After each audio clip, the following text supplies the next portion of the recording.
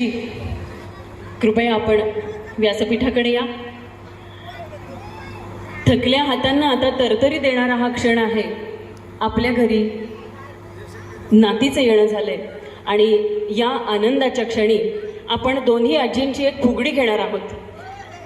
आता फुगडी खेळण्यासारखे गुडघे जरी नसतील तरी सुद्धा मन उभारी घेणार आहे आणि आपण एक ॲक्शन घेऊन का होईना हा आनंद साजरा करणार आहोत. कारण आपल्या भारतीय संस्कृतीमध्ये फनी गेम्स हे आत्ता आलेत हो, पण या फनी गेम्सनी नकळत संस्कृतीचा गेम वाजवलेला आहे. त्यामुळे आपण आपल्या पुढच्या पिढीला फनी गेम्स म्हणजेच आपले कार्यक्रम असतात हीच संस्कृती कुठेतरी पुढे नको देऊया. म्हणूनच आपण आपली भारतीय संस्कृती आनंद साजरा करण्याची, अतिउच्च कोटीचा आनंद साजरा करण्याची पद्धत ती फुगडी घालण्याची. फुगडी मागे किती मोठं शास्त्र आहे मंडळी. फुगडी पहा, फुगडी खेळताना आपण एकमेकांच्या हातात घट्ट हात देतो. आपण मागे झुकलेले असतो पण आपण पडत नाही. आपण वेगात असतो तरी सुद्धा आपण पडत नाही, कारण समोरचा आपल्याला सावरत असतो आणि हीच सावरायची, एकमेकांना सांभाळून घेण्याची रीत आपली आहे. म्हणूनच भारतीय संस्कृती जगात श्रेष्ठ आहे. म्हणूनच या आनंदासाठी माऊली माऊलीचा गजर करत कित्येक वारकरी मैलोन मैल जातात आणि एक फुगडी घातली की त्यांचा सगळा शिणवटा निघून जातो. आणि हा आनंदाचा क्षण आपण आजीबाईंचा, आत्याबाईंच्या, मावशी मामीबाईंच्या फुगडीने सुरुवात करणार आहोत.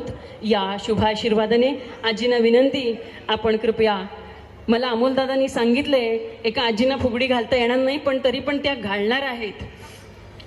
या दोन्ही आजी. पण आता मला एक सांगा, मुक्यानी फुगडी शोभेल का? नाही शोभणार ना?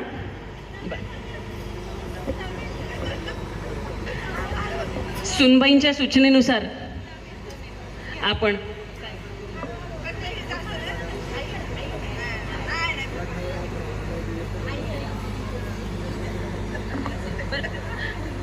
आता आजींच्या लग्नाला बरीच वर्ष झाली आहेत. आम्हाला सुद्धा उखाणा घ्यायला सांगितलं तर अवघड होतो. आता हल्ली बच्चू, बेबी असं म्हणून हाका मारता येतात पण उखाणा गडबड होते. त्यामुळे आजींना मी आनंदाच्या प्रसंगी थोडीशी कॉपी पुरवते. ते दुधावरची साय, दुधापेक्षा प्रिय असते दुधावरची साय, माझी लाडकी लेक जान्हवी, माझी लाडकी जान्हवी.